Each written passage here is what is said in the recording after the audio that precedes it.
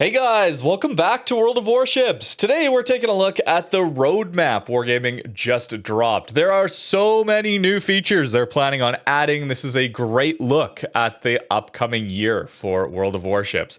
There's a lot to cover, but the highlights include Matchmaker changes. Could be some very promising stuff here. I'm sure you've noticed some small games, a lot of up tiers for tier 8s and 9s. Wargaming knows about this and going to change that. Aircraft carrier rework still ongoing. I laugh, but it's good that they're working on this, okay? It's just, they could just do minimap only plane spotting and solve most of their problems, but they're still not doing that, unfortunately. We'll talk about that in a bit. Brawls, they're looking at more crazy types of brawls, like the torpedo-focused one, the secondary-focused one they did recently, although still more normal brawls too. Big changes to operations that we'll talk about too. Mostly PvE, I'm a little less interested in that, but still very cool. Some quality of life improvements. You've seen the recent mod updates into the game directly, score timer, shot timer, things like this. Hopefully they're adding some more of that kind of thing. Very nice to see. Activities, of course, there's just a lot of stuff that they like to add over the year. We'll talk about that in more detail, of course. Visual improvements, hopefully that this includes MSAA coming back. I know, I shouldn't be harping on that too much, but these temporal techniques are very blurry a lot of the time when you're moving your camera quickly. But I do like to see this, updating the engine and that. Real-time shadows, volumetric clouds should be very good for the atmosphere of the battle. Of course, tons of new tech trees, new ships, massive events coming in, and I will spoil this one a little bit. We'll talk about it a little bit more, but are they listening? Hold on. Dockyards, we want to relaunch some old Dockyards? Please. You don't even have to credit me for it. I don't care, but please bring them back permanently in a campaign-style tab, Wargaming. If you do that, wow, absolutely incredible. I'm so excited. And so let's start things off with the Matchmaker. They did release a video talking about this. I'll cut together some of this video to focus on the things that I am most interested in, I think are the most important. But I'll leave a link in the description below if you are interested in watching this one for yourself. But Matchmaker, let's see what they have to say. The first key pillar we have for this year is working on the Matchmaker. The first one is queue times. You may have experienced this yourself if you especially play in off-peak hours, that it might take a long time to find a match, or for example, ending up in an incomplete match. The first experiment that we have in this area is to have a cross-realm matchmaker. So, this could be good. This could be very, very bad, though. Some of the metas on different servers are very different. I very intentionally never play on the Southeast Asia server, the C server. No offense, guys, but your passive can't be HE spam. Hyper carrier focus is not very fun, okay? They will be testing this, of course, and this is not guaranteed to come into the game. I would suggest leave the prime time server on its own and then match the two off hours servers together. That way, the off hours can kind of supplement their matchmaker and leave the prime time server alone so that if you play on the peak hours, you don't have to worry about this potential issue of these unfortunate metas, shall we say, of the Southeast Asia server impacting NA and EU. I hope it's something like that. There are some massive benefits here to cross-realm matchmaker, though, that we will get into. A second aspect that we hear a lot from you about is the tier spread and the feeling of being up-tiered. This is especially true if you play on higher tiers, because over the last few years, we had a lot of you getting to tier 10 and playing a lot of matches on that tier, creating a lot of pressure on tier 8 and tier 9 in particular. Our solution in this area that we want to trial first is to actually create more single tier matches for tier 10, reducing the pressure for tier 8 and tier 9 and having more fun on that tier. Which sounds pretty incredible, honestly. More single tier matchmaker, full games like this. I know they talk about queue times and wait times, but maybe I'm in the minority here. Probably am, in fact. Most people probably just want to click battle and get into a battle. I would prefer to wait longer for more productive matches, for more interesting games, more balanced games, less full up tiers, full down tiers, that kind of thing.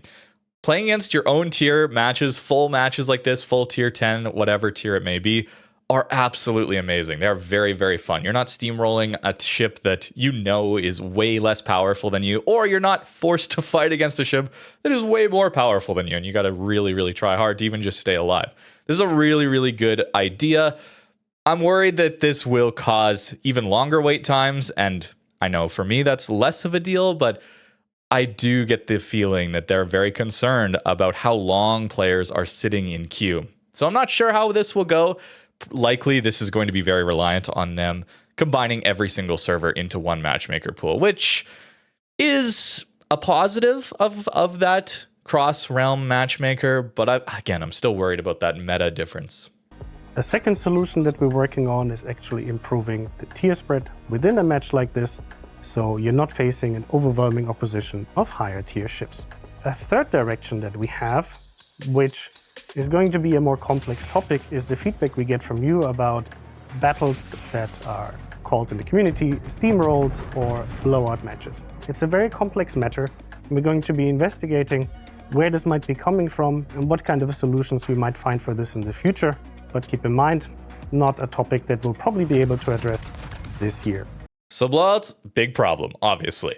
How to curb that? I have no idea, okay? I'll complain about blowouts all the time. I'm sure you guys have realized that in my videos, but to actually solve that problem is very, very, very... How do you deal with a just weaker player coming up against a stronger player in destroyers and they lose that engagement, the flank loses all spotting, and the cruisers and battleships are just have to kite away, basically?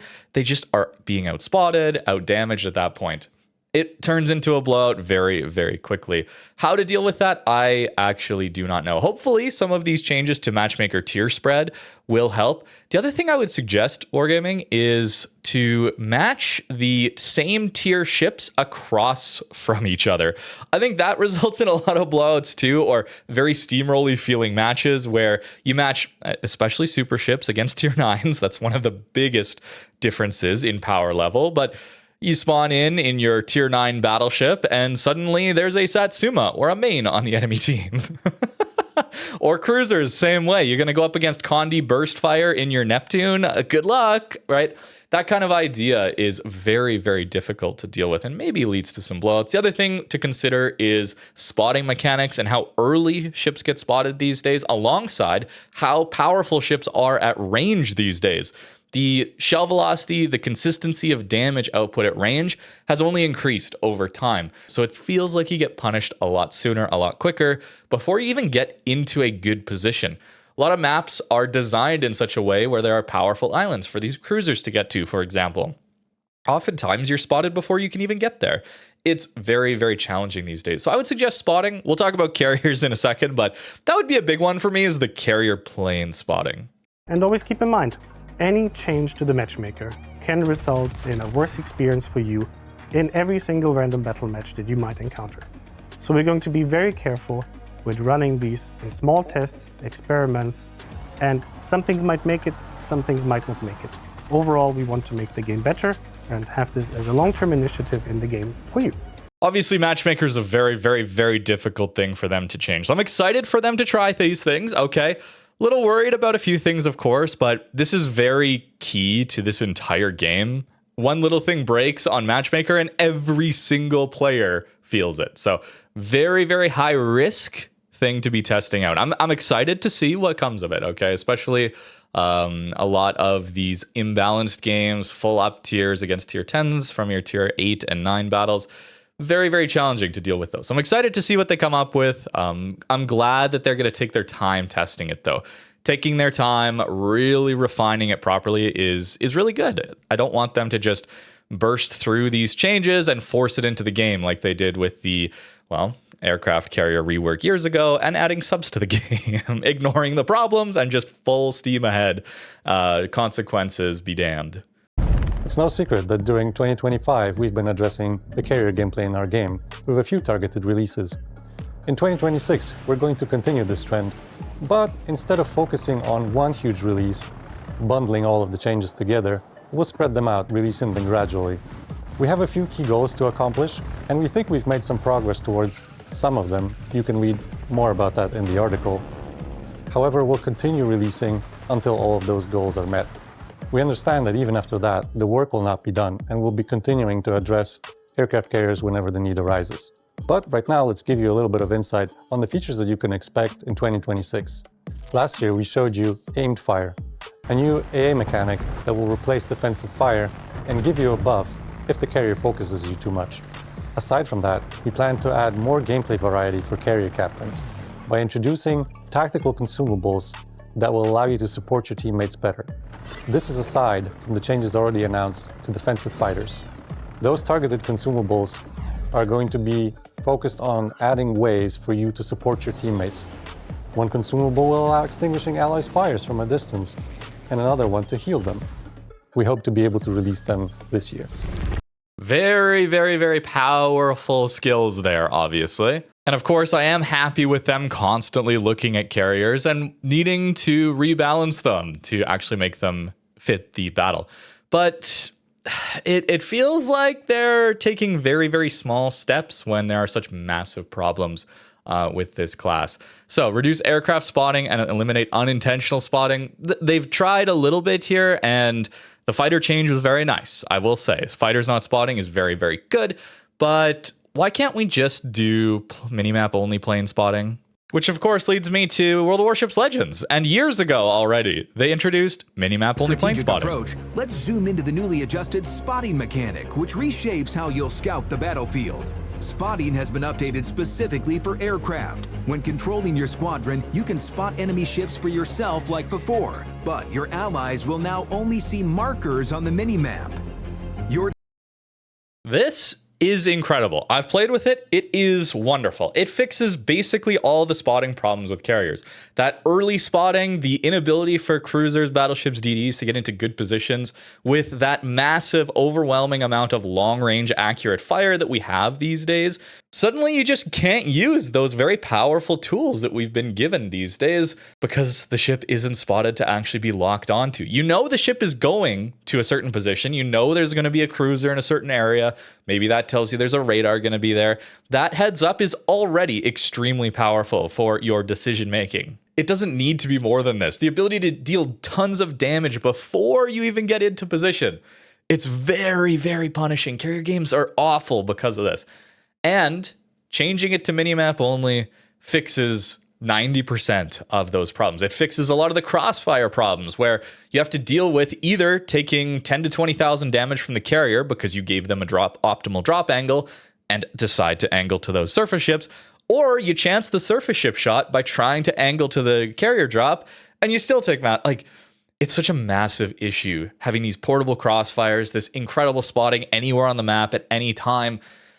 Having it limited to minimap only fixes so much. And I've heard it, I mentioned this in a different video, but it's good we talk about it here. I've heard the reason they don't want to do it on PC is purely because of mods. And they're worried that people are going to develop a mod that allows this minimap only plane spotting to be reverted to normal spotting again for people who use that mod. Sounds like a cheating mod. They could just ban that mod. This sort of spotting has been in the game for a long time in PC with Cyclones.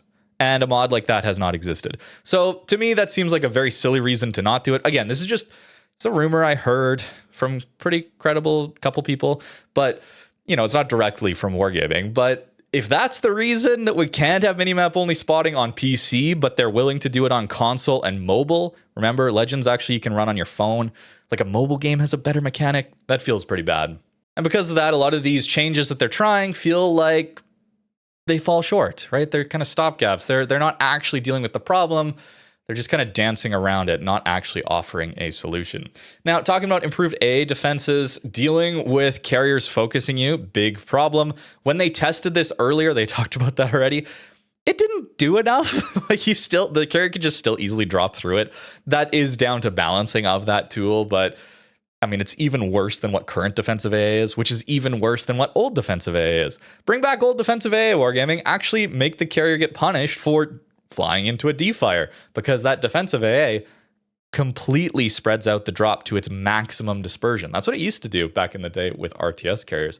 There was actually tools to deal with the carrier. That's the big problem here too, is it's not just the spotting, because the spotting alone is already crazy. The damage it deals and the lack of counterplay. How do I, as a surface ship, actually impact the carrier's battle? I cannot. I just simply cannot. And that is the very frustrating part. The damage is incoming to my ship, the positional disadvantage, all that stuff. He outmaneuvers me by like 10x, speed, turning radius, all that stuff. Can always line up a perfect drop angle, and I have no means of going on the offensive back. That's not a problem. That's not something you can really do against carriers. You can't shoot back at them because they're so far away. That is something actually Legends did as well. By the way, if you notice back here, they introduced a fuel gauge. You can't just fly everywhere on the map all the time without any consequence. Very, very interesting. And the last thing they mentioned too is the addition of even more support abilities to be able to damage control a fire for a teammate, start a heal on a teammate. That sounds really, really cool. Sounds a lot like tactical smokes, that kind of thing they added to like Essex line and some of the premium carriers. But those sort of tools did not come with a reduction in the damage output of those carriers. So are we just adding battle impact to carriers through the use of some incredibly powerful consumables and team play abilities without also reducing their damage output? Sounds like they're just going to buff carriers again. That's what all of these things have screamed to me, is that stopgap solutions that make it actually harder for the carrier to get punished, defensive AA getting worse over time, and adding more tools so the carrier is just even more powerful. It's ridiculous. I'll stop ranting about it for now. We got more to cover, but safe to say that I don't believe Wargaming are actually going to get carriers into a balanced state for combat against surface ships. So they're adding operations. They're going to add back In the Name of Tomorrow operations, lower tiered operations, tiers 2 to 5, which is pretty cool. We never see anybody play that in random battles anyway, so maybe we can add some more of that back in, as well as hard mode for operations. Don't have much to say here. Really cool that they're adding these things for you PvE enjoyers.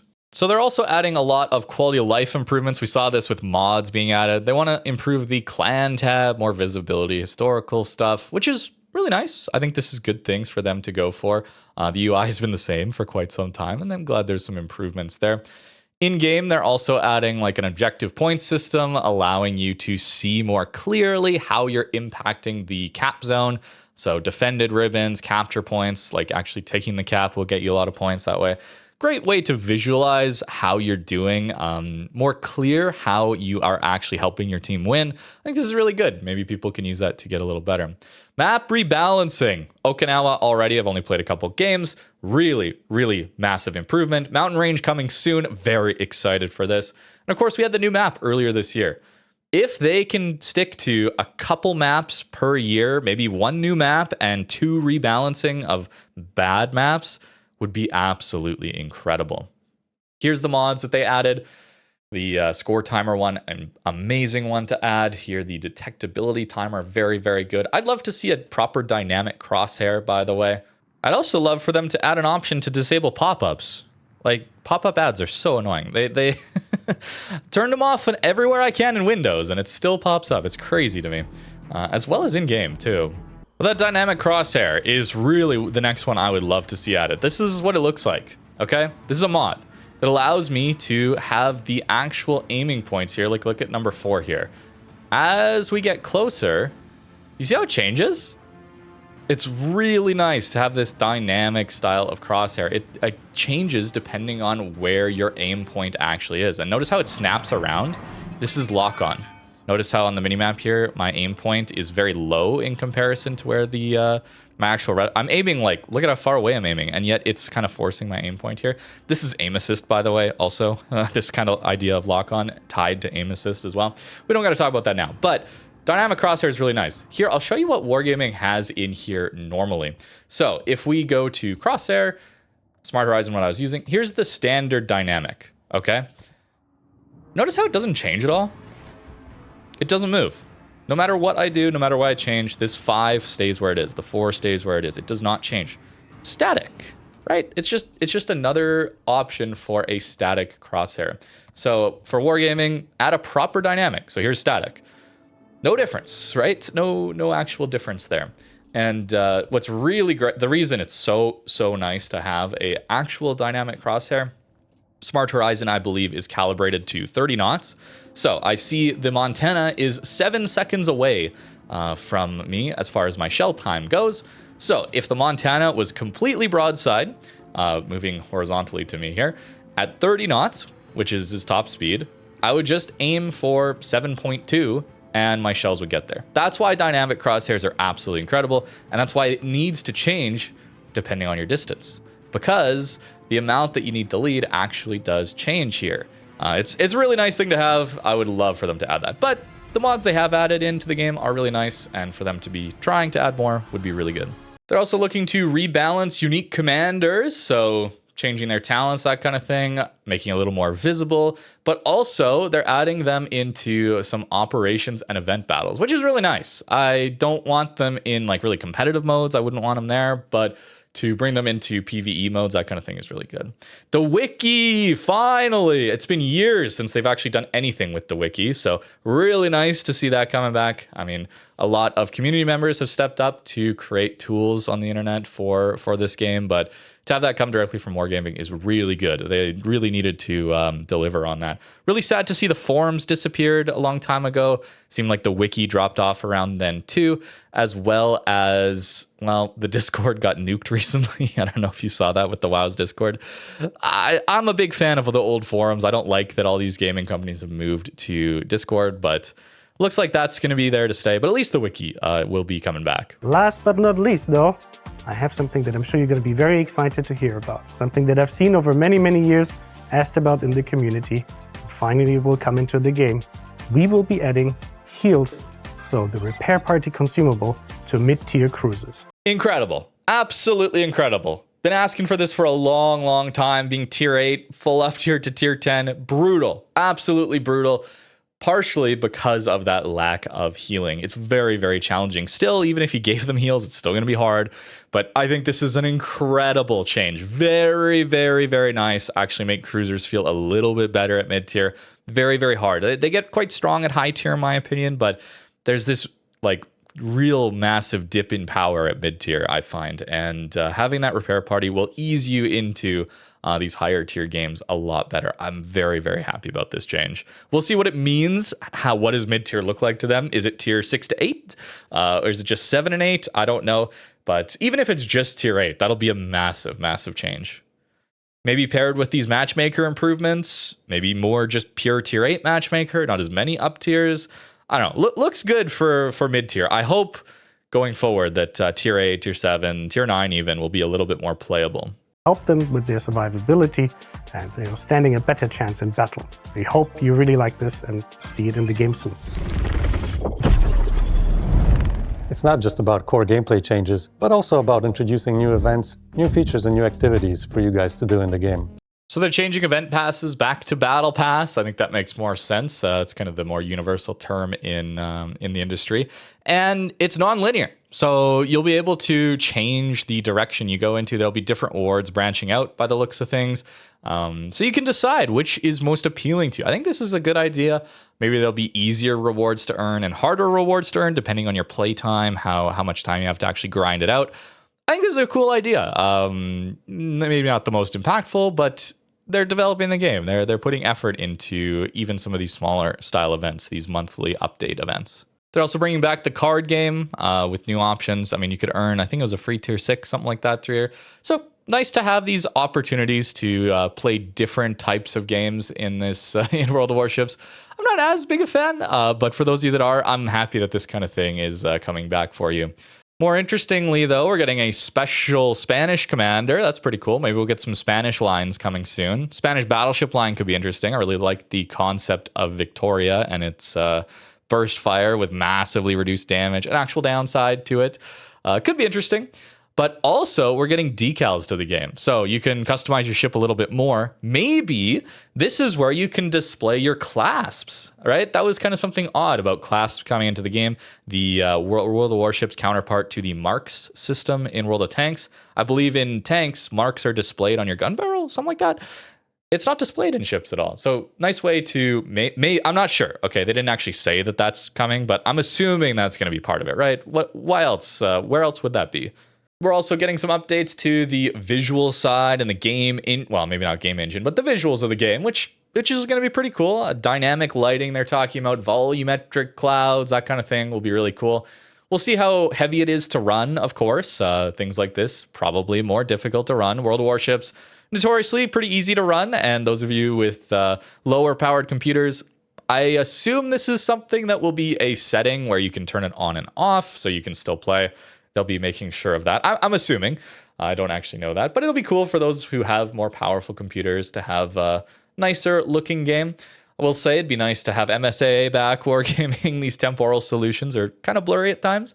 But if you have to stick with temporal solutions, which, by the way, is the idea that the anti-aliasing, the edge smoothing, basically, simplifying it a lot, is looking at multiple different frames and kind of averaging out the edges on those different frames. That's massive oversimplification, I know, but it kind of blurs things, honestly. MSA doesn't do that. The other thing they could do is add proper DLSS 4.5 support. FSR 4.1, I believe, is the most modern option.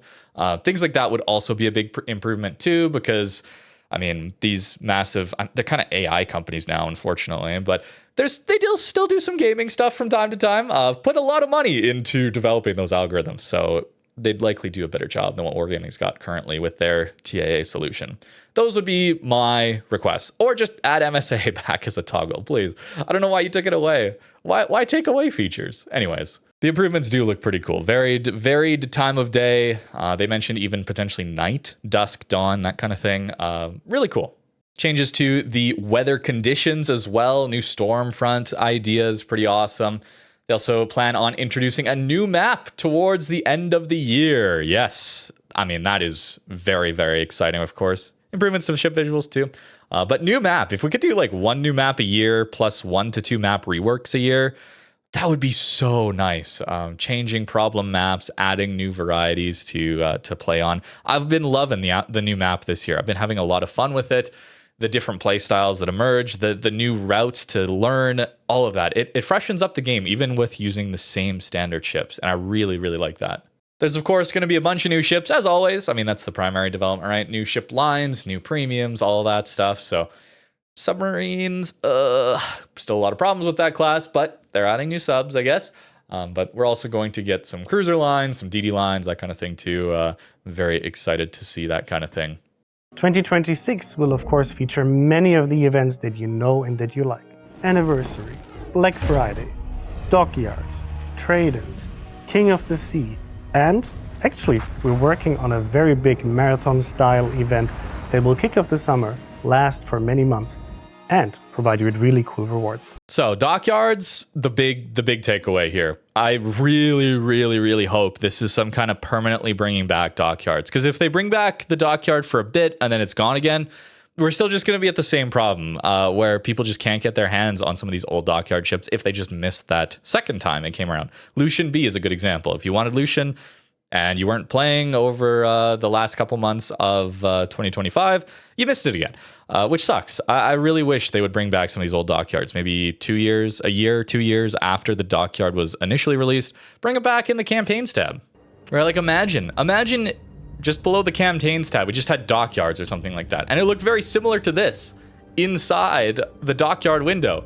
Maybe this is Wisconsin Dockyard you can click on. Maybe this is Odin Dockyard. Maybe Devon Provincian. Maybe Puerto Rico, like Lucian, and the list goes on. And maybe you have an option to buy into it again. Or if you already bought into it with the first couple phases initially, maybe it comes back here and you can just start again on it with your progress retained. Something like that would be really cool. And if you didn't buy into it at the time, maybe it's more money now because it's permanently available instead of the, 2,000 to, I don't know, what was the more expensive ones? 8,000 doubloons, something like that minimum, something like that.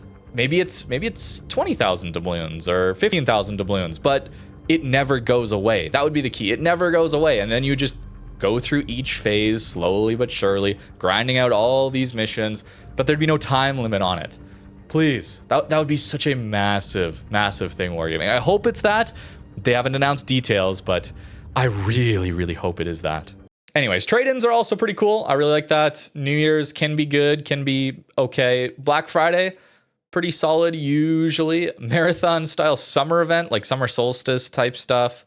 They usually aren't very good, actually. So we'll see what that's like. Anniversary, of course, is very, very good as always. And some historical events too, which is always nice to see. So hopefully Dockyards come back. Very excited about that. New lines, of course, very interesting. I'm excited to see the improvements to the visuals, of course. That is always nice to see, but gameplay is more important, of course, in my opinion. Decals, nice way to customize your ship. Maybe you get clasps there.